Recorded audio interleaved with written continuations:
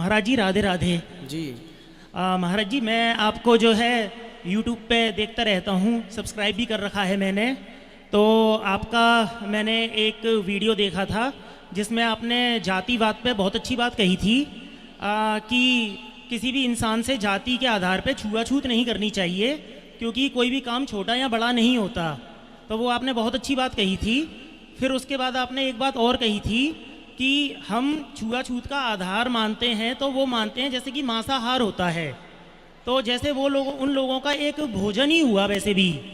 तो मैं ये जानना चाहता हूँ कि वो उनका भोजन है, तो क्या उसके भोजन के आधार पे फिर उस व्यक्ति को नीचा मानना या उससे छुआछूत करना, क्या ये उचित है? और दूसरा, ये मांसाहार जो है, तो ये मान लीजिए कोई मांसाहारी व्यक्ति है, तो हम किन तर्कों के आधार पर उसको ये बात समझा सकते हैं कि मांसाहार का करना अनुचित है और ये पाप है? देखिए, ऊंच नीच छोटा बड़ा का कोई भेद नहीं है, पर फिर भी यदि आप मांस खाते हैं फॉर एग्जाम्पल, हाँ, और मैं मांस नहीं खाता, तो फिर मैं आपके साथ दोस्ती नहीं कर सकता, इसलिए आपके साथ उठ बैठ नहीं सकता, इसलिए कि आप मांसाहारी हैं। हाँ, मैं आपसे बात आपकी मदद कर सकता हूँ, आप मेरे काम आ सकते हैं, मैं आपके काम आ सकता हूँ। ज़्यादा उठने बैठने से ये हो सकता है कि मेरा प्रभाव, आपका प्रभाव मेरे पे आ जाए। हो सकता है आप कभी कह दें कि मैं खाता हूँ, कभी मेरी बुद्धि भ्रष्ट हो जाए, मैं भी खाने लग जाऊँ। तो संगति से बहुत बड़ा प्रभाव पड़ता है। संगत से गुण आते हैं, संगत से गुण जाते। इसलिए शास्त्र कहते हैं उन लोगों की संगत करो जिनके विचार अच्छे हैं, रहन सहन अच्छा है, खान पान अच्छा है। हमारी किसी जातवाद से दुश्मनी नहीं है कि तुम इस जात के हो इसलिए, ना जी। आपके आचरण से हमारा है कि आपके आचरण हमसे मैच नहीं कर रहे हैं, इसलिए भैया आपका रास्ता अलग है, हमारा रास्ता अलग है। अब आपने कहा हाँ, कि मांस पाप है खाना, ये कैसे समझाया जाए? देखो, मांस खाना पाप है ये अपने आप में समझ में आ रहा है, इसे समझा। आप कोई ना समझे तो ना समझे, पर समझ में तो ये आता है कि हम जो मांसाहारी जीव होते हैं, जैसे शेर है, बिल्ली है, कुत्ता है, इनके नुकीले दांत आपने देखे होंगे बाहर की तरफ, यूं सामने, जिन्हें कैनाइन दांत भी कहते हैं। कैनाइन दांत तो होते हैं सबके, पर उनके विशेष मात्रा में नुकीले होते हैं बाहर की तरफ यूं। वो इसलिए होते हैं कि भगवान ने उन्हें वो दांत इसलिए प्रदान किए हैं कि वो मांस को फाड़ सकें। शेर है, बिल्ली है, चूंकि हमें ईश्वर ने वैसे वाले दांत नहीं दिए। मांसाहारी कुत्ता बिल्ली आप देखेंगे वो जिह्वा से, जीभ से चाट के पानी पीता है।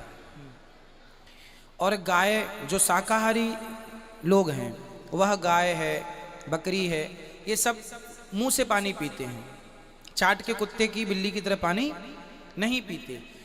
अब गाय मुंह से पानी पीती है क्योंकि वो चारा खाती है, शेर जिह्वा से पानी पीता है क्योंकि वो मांस खाता है। अब आपको ये देखना कि हम मांसाहारी लोगों से मैच कर रहे हैं या शाकाहार से मैच कर रहे हैं। तो हम कैसे पीते हैं पानी, जिह्वा से या मुंह से?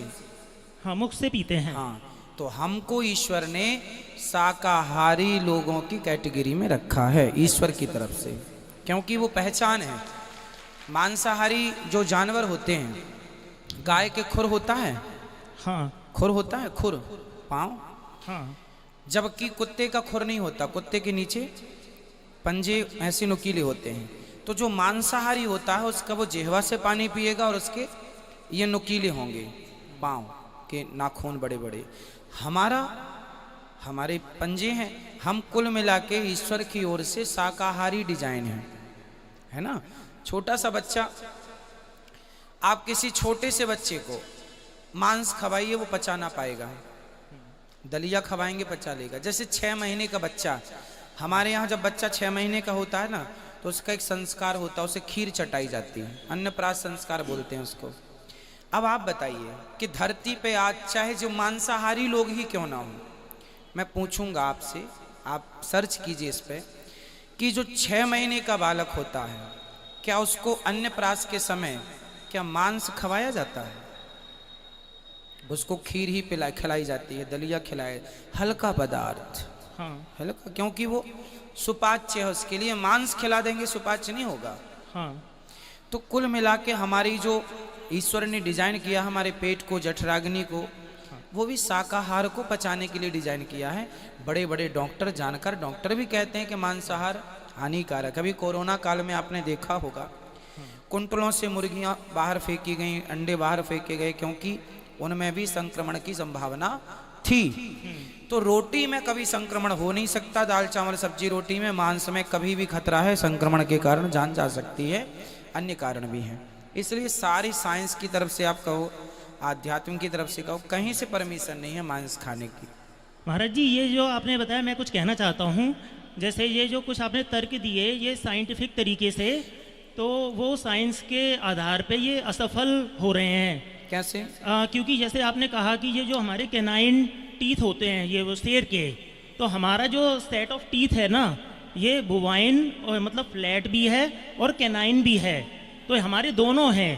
कैनाइन तो हैं, पर उस प्रकार के नुकीले कहाँ जैसे कुत्ते के होते हैं।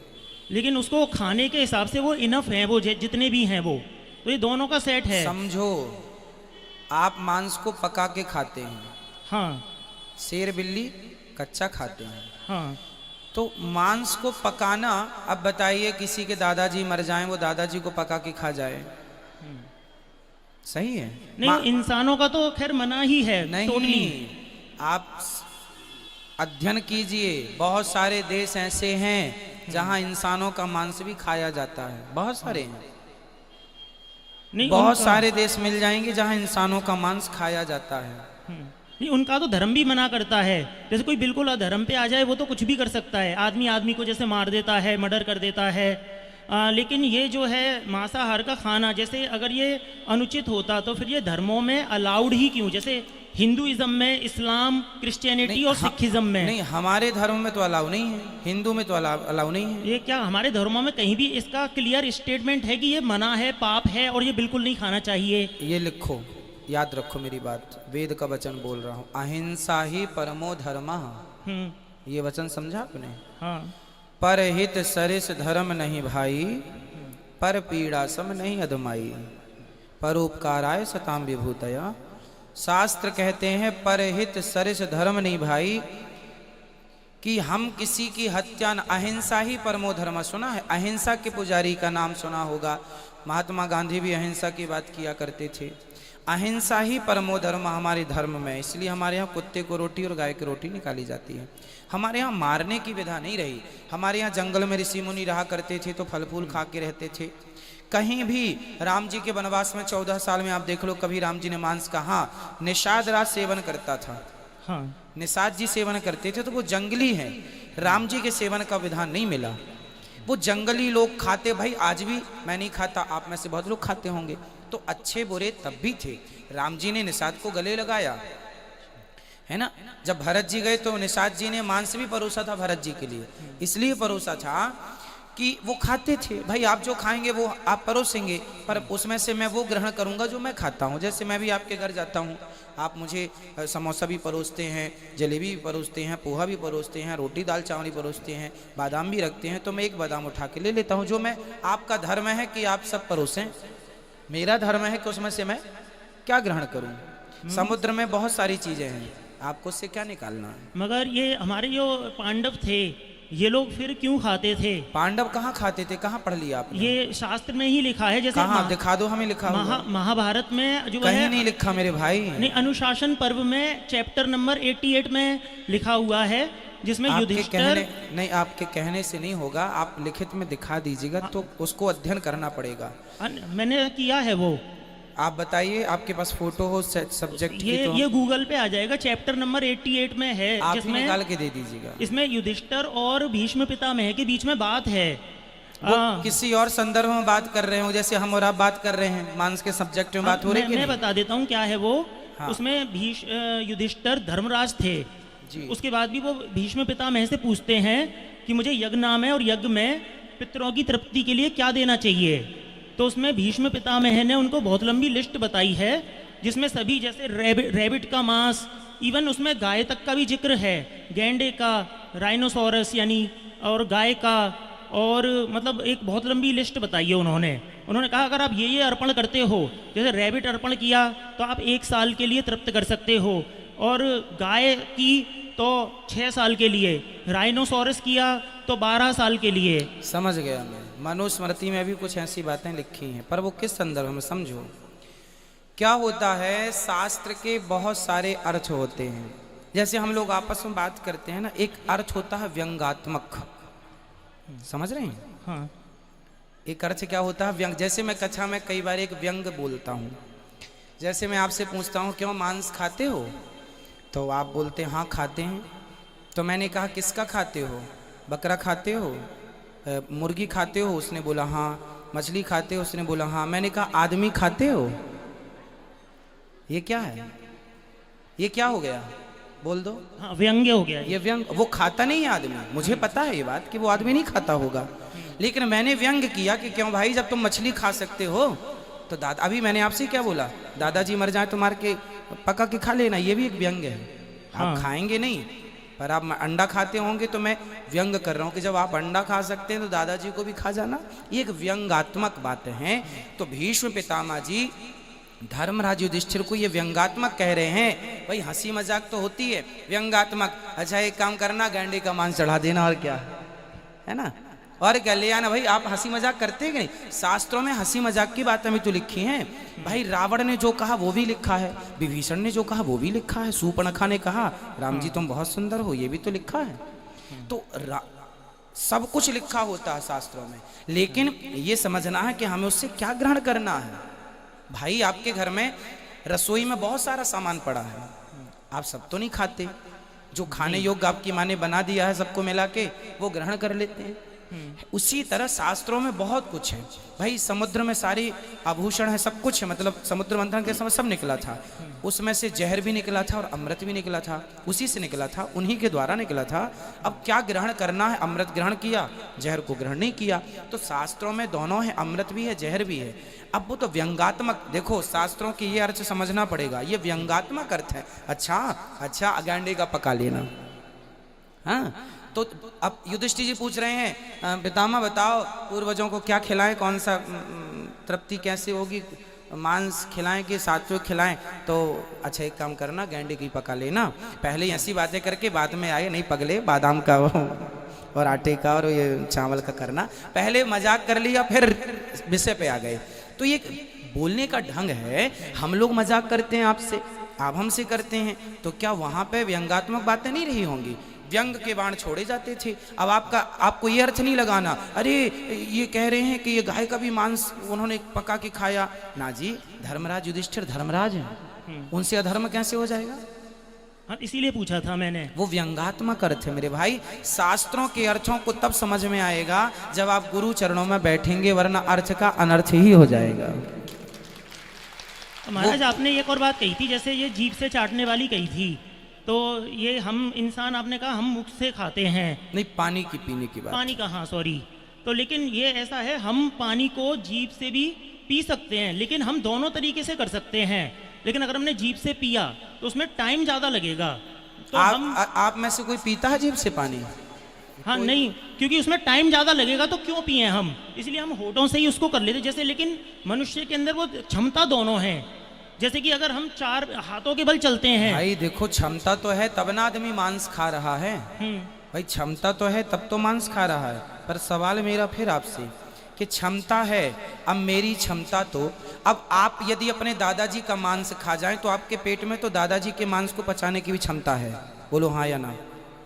जब सुअर का पचा लेते हो, जब हाथी कुत्ते का पचा लेते हो, मुर्गी पचा लेते हो, तो दादाजी का मांस नहीं पचेगा आपके पेट। आपका पेट मना नहीं कर सकता, नहीं जी ये मेरे दादाजी का नहीं।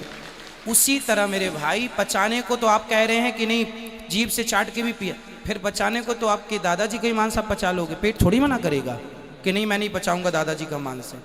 तो पचाने को तो आदमी पत्थर पचा लेता है, स्वर्ण भस्म खाता है आदमी, स्वर्ण भस्म पच जाती है। नहीं, ये मैंने पचाने की बात पे नहीं कहा था, बात वही है कि खा सकते हैं। अच्छा, खा तो सकते हैं दादाजी का भी मांस, पर खाना सही है। और महाराज ये और जानना था मुझे, पहले मेरे प्रश्न का उत्तर दे दीजिए। हाँ, खा सकते हैं आप दादाजी का भी मांस खा सकते हैं। नहीं, वो इंसान का तो खैर कहीं किसी भी धर्म में नहीं है कि आप नहीं। इंसान का खाएं। पर बहुत सारे देशों में खाते हैं मेरे भाई, खाते हैं, गूगल सर्च करना। नहीं, फिर वो तो गलत ही है, उसे तो मैं भी, उस पर तो वाद विवाद है ही नहीं, गलत वो है तो ना? गलत ही है। जब इंसानों में गलत है तो आप इंसानों का पक्षधर हैं, जानवरों के पक्षधर नहीं है। वो भी, उनका भी तो जीवन है, उनकी भी तो जिंदगी है। क्यों आप छीन रहे हैं उनसे जिंदगी? लेकिन ये जीवन शाकाहार में भी है। शाकाहार में है तो दाल खाओ, चावल खाओ, रोटी खाओ, बादाम हाँ, खाओ। लेकिन जीवन तो इनमें भी है, तो ये पाप नहीं होगा फिर किन में? शाकाहार में भी?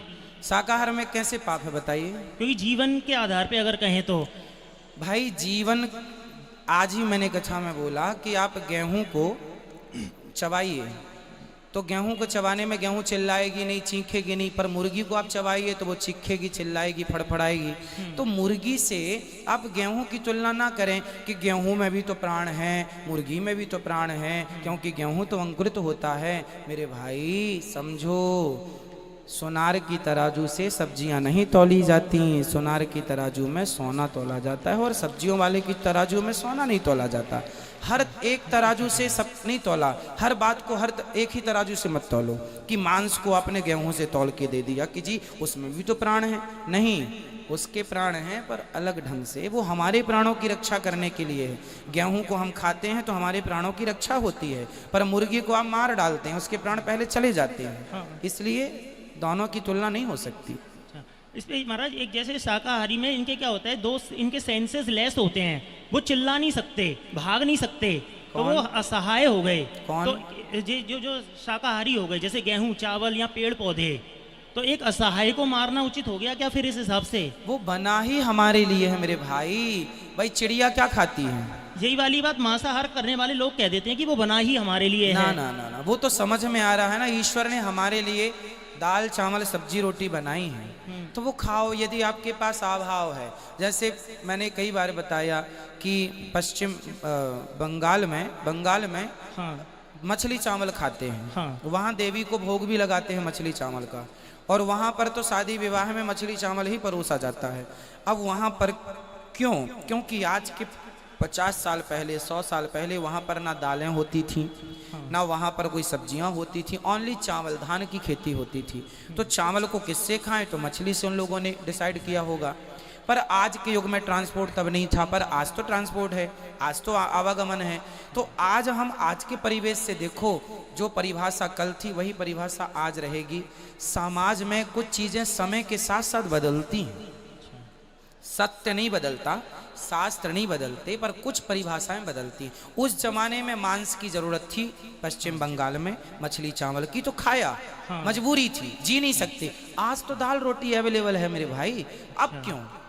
आप बताइए क्यों? अब सही है। जब आपके सामने दाल रोटी रखी हो और सामने आपके मुर्गी रखी हो, तो मुर्गी मार के पका के खाना सही है या दाल रोटी से पेट भर लेना सही है? दाल रोटी सही है उस केस में। फिर हाँ, तो वो एक मजबूरी रही होगी।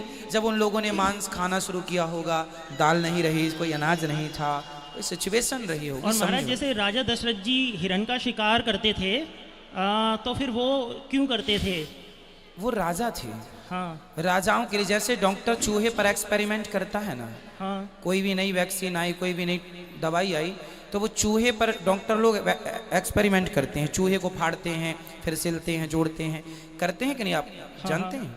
तो चूहे पर एक्सपेरिमेंट मैं नहीं कर सकता, आप नहीं कर सकते, पर डॉक्टरों की जो पढ़ाई की शुरुआत कर रहा है, बेस तैयार कर रहा है, वो करता है। उसी प्रकार राजा महाराजा पहले शेर का और हिरण का शिकार करते थे। शेर का जो शिकार कर लेगा तो प्रजा कॉन्फिडेंस बढ़ जाता था कि हमारा राजा शेर को मार सकता है, मतलब हमारी रक्षा कर सकता है। इसलिए प्रजा का कॉन्फिडेंस लेवल बढ़ाने के लिए। और वो हिरण का क्यों? हिरण का क्योंकि तेज भागता है, हाँ। तो उससे धनुष बाण देखा जाता है कि निशाना ठीक लग रहा है कि नहीं। सिर्फ राजाओं को और उन हिरणों को मारा जाता था, जो हिरण, उन शेर को मारा जाता जो उद्दंड होते थे। जंगल में शेर और हिरण ऐसे पाए जाते थे जो एक हिरण दूसरे हिरण पर हावी हो जाता था। आप भी देखते हैं ना, कुछ जानवर हावी हो जाते हैं, उद्दंड हो जाते, सब जानवरों को परेशान करते हैं। कुछ भैंसें होती हैं जो सबको मारती हैं, कुछ भैंसा होते, कुछ बकरी होती सबको मारती। उस जो जंगल में दुष्टता फैलाने वाले जानवर थे, उनको मारा करते थे राजा लोग, क्योंकि उनकी प्रजा है वो। और जहाँ जैसे ये बात शास्त्रों में मतलब लिखी हुई है या ये आपका अनुमान है? हाँ भगवान सब कुछ लिखा हुआ है। अच्छा, बिल्कुल। आप राम जी भी बाण लेकर के चले, जब माता सीता ने कहा कि हमें ये मृग ला कर दो, तो वो राजा महाराजाओं के लिए ही उचित था, सामान्य लोग नहीं मार सकते थे। अच्छा, जी। ठीक है महाराज जी, बहुत बहुत धन्यवाद आपके समय के लिए।